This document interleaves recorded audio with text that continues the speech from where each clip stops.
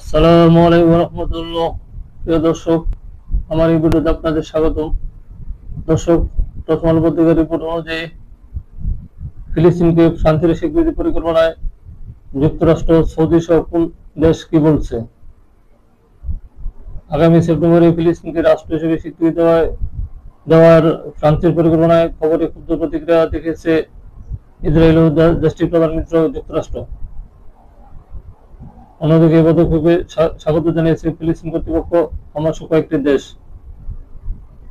রাতে সামাজিক যোগাযোগ মাধ্যমে এক্সের সাবেক টুইটার দেওয়া এক পোস্টে ফ্রান্সের প্রেসিডেন্ট এমানুয়েল মাক্রোন জানান, আগামী সেপ্টেম্বরে জাতিসংঘ সাধারণ অধিবেশনে ফিলিস্তিনকে রাষ্ট্রের স্বীকৃতি দেবে তার দেশ। পোস্টে মাক্রোন আরো লেখেন, এই মুহূর্তে সবথেকে জরুরি হলো গাজায় যুদ্ধের অবসান ও সাধারণ মানুষের জীবন রক্ষা করা। ফ্রান্সের নাগরিকেরা মধ্যপ্রাচ্যে শান্তি চান। ফরাসি প্রেসিডেন্ট লেখেন, একই সঙ্গে হামাসকে নিরস্ত্র করতে হবে, নিরাপত্তা নিশ্চিত করে গাজাকে পুনর্গঠন করতে হবে, ফিলিস্তিন রাষ্ট্র গঠন করতে হবে, এই রাষ্ট্রে টিকে থাকার পরিবেশ নিশ্চিত করতে হবে। ঘনিষ্ঠ মিত্র দেশ ফ্রান্সের এমন পদক্ষেপের প্রতিক্রিয়া জানাতে গিয়ে এক্সে দেওয়া পোস্টে ইসরায়েলের প্রধানমন্ত্রী বেনিয়ামিন নেতানিয়াহু বলেন, এমন পদক্ষেপ সন্ত্রাসবাদকে পুরস্কৃত করবে এবং আরেকটি ইরানি মাঝপন্থী গোষ্ঠী প্রক্সি তৈরির ঝুঁকি তৈরি করবে।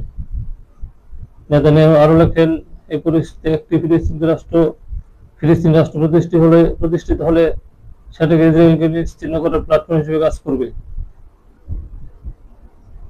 শান্তিতে পাশাপাশি বসবাসের জন্য নয়, স্পষ্ট করে বললে ফিলিস্তিনিরা ইসরায়েলের পাশে একটি রাষ্ট্র চায় না, তারা ইসরায়েলের জায়গায় একটি রাষ্ট্র চায়। ফিলিস্তিন রাষ্ট্র নিয়ে ফ্রান্সের পরিকল্পনাকে অপমানজনক ও সন্ত্রাসবাদের কাছে আত্মসমর্পণ বলে মন্তব্য করেছেন ইসরায়েলের প্রতিরক্ষা মন্ত্রী ইসরায়েল কাটজ। তিনি বলেন, আমাদের নিরাপত্তার জন্য ক্ষতিকারক হবে, আমাদের অস্তিত্ব বিপন্ন করবে এমন একটি ফিলিস্তিনি স্বতন্ত্র সত্তা প্রতিষ্ঠা করতে দেবে না ইসরায়েল। ফরাসি প্রেসিডেন্টের এই পরিকল্পনায় তীব্র সমালোচনা করেছে ইসরায়েলের প্রধানমন্ত্রী যুক্তরাষ্ট্র। মাক্রোন এমন ঘোষণাকে বেপরোয়া সিদ্ধান্ত বলে অভিহিত করেছেন মার্কিন পররাষ্ট্রমন্ত্রী মার্কো রুবিও।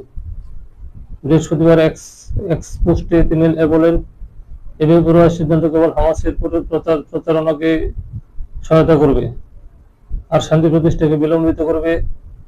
এটা 7 অক্টোবরের 2023 সাল হামলার ভুক্তভোগীদের প্রতি চাপের আঘাত। ইসরায়েল ও যুক্তরাষ্ট্র ক্ষুদ্র প্রতিক্রিয়া দেখালেও শান্তির পরিকল্পনাকে স্বাগত জানিয়েছে ফিলিস্তিন কর্তৃপক্ষ, স্বাধীনতাকামী সংগঠন হামাস এবং ইউরোপের ও মধ্যপ্রাচ্যের কয়েকটি দেশ।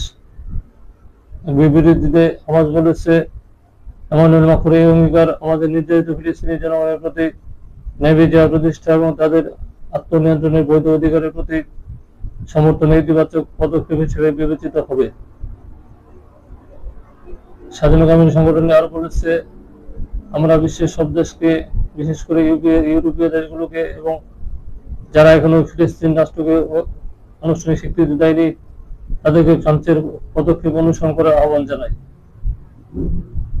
এদিকে ফিলিস্তিনি কর্তৃপক্ষের জ্যেষ্ঠ কর্মকর্তা হুসেইন আল শেখ ফ্রান্সের পরিকল্পনাকে স্বাগত জানিয়ে বলেন, এটি আন্তর্জাতিক আইনের প্রতি ফ্রান্সের অঙ্গীকার এবং সেই সঙ্গে ফিলিস্তিনি জনগণের আত্মনিয়ন্ত্রণের অধিকার ও আমাদের স্বাধীন রাষ্ট্র প্রতিষ্ঠার প্রতি দেশটির সমর্থনের প্রতিফলন। ইতিমধ্যে ফিলিস্তিন রাষ্ট্রকে স্বীকৃতি দিয়েছে ইউরোপের দেশ স্পেন। এবার মাক্রোর ঘোষণাকে স্বাগত জানিয়েছে দেশটির প্রধানমন্ত্রী পেদ্রো সানচেজ। বলেছেন, নেতানিয়াহু যা ধ্বংস করার চেষ্টা করেছেন আমাদের একসঙ্গে তা রক্ষা করতে হবে। এক্ষেত্রে দ্বিরাষ্ট্রভিত্তিক সমাধান একমাত্র পন্থা। মাক্রোর উদ্যোগে ঐতিহাসিক সিদ্ধান্ত বলেছে সৌদি আরবের পররাষ্ট্র মন্ত্রণালয়। এছাড়া এক বিবৃতিতে জর্ডানের পররাষ্ট্র মন্ত্রণালয়ের মুখপাত্র সুফিয়ান কুদা বলেন, এই পদক্ষেপ দ্বিরাষ্ট্রভিত্তিক সমাধান এবং দখলদারিত্বের অবসানের বিষয়ে সঠিক পথ দেখাবে। দর্শক, ভালো থাকবেন। আল্লাহ হাফেজ।